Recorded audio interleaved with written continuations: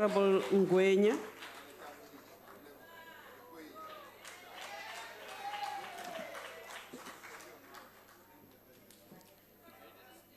Honorable Speaker, Honorable Chairperson of the NCOP, President Ramaphosa delivered his maiden State of the Nation here last Friday and spoke about many things that excited the nation. He cited the song Tuma Mina by the legendary Brahu Masikela and asked that South Africa must send him, and he will be there for all afflicted by a number of social ills in this country. Sadly, the President spoke about the pervasive violence perpetrated against women in this country. He never spoke about the gross economic inequalities between men and women in this country.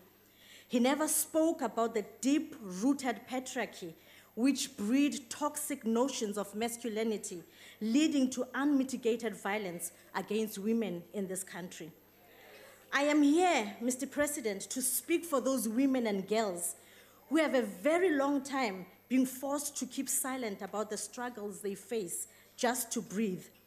I am here to speak for the widows and orphans of the Marikana mine workers who perished under a hail of bullets from the police, who were encouraged by his call for concomitant action, and their only sin was only a demand for a living wage of 12,500 rand. These widows and orphans face the daily indignity of having to beg for food, clothes, and school fees.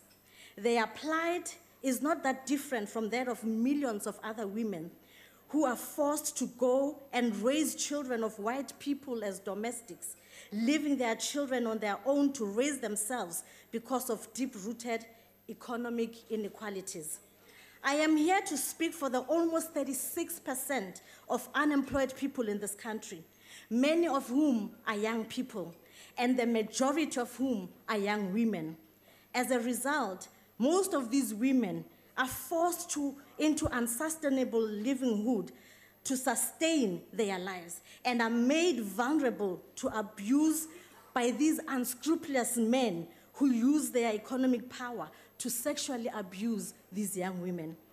Unemployment rate is very high in this country, not only because of pervasive corruption in the public sector, as your white friends would like us to believe, but because of their own economic crimes, because of their criminal tax evasion through investing in tax havens to escape from paying their taxes in this country.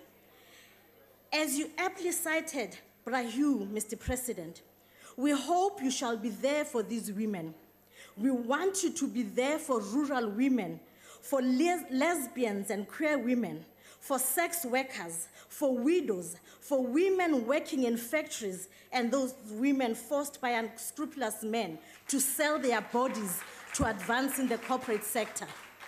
We want you, Mr. President, to be there for the rural women who have to walk very long distances to access clinics and hospitals in Bizana, only to find these clinics and hospitals without nurses, without doctors, without medication.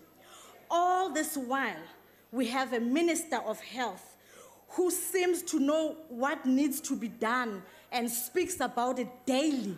He knows what needs to be done to eliminate the duality between the private and public health system, but who just can't seem to get anything done. We want you to be there for rural women under the repressive stranglehold of untransformed traditional leaders in the Eastern Cape and in the KZN, who refuse to view women's right to access the land the same way they view the men's rights.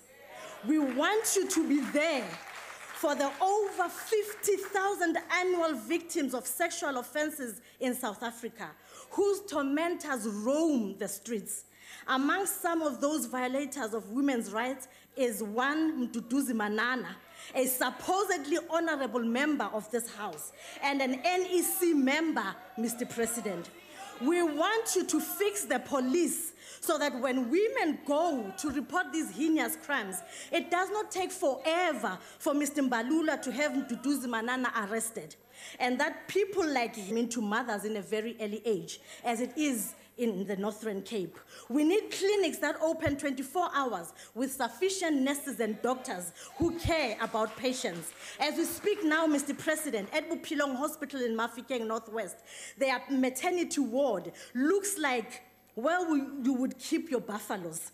New mothers are subjected to the most degrading conditions, where they even have to sleep on the floor with their newborn babies. A clinic in Mohlakeng Township, Honorable Ngwena, where I'm afraid mentally your patients time are has given a expired. small container. Look after them, Mr. President. Those are important people of this country. I thank you, Chair. Thank you, ma'am.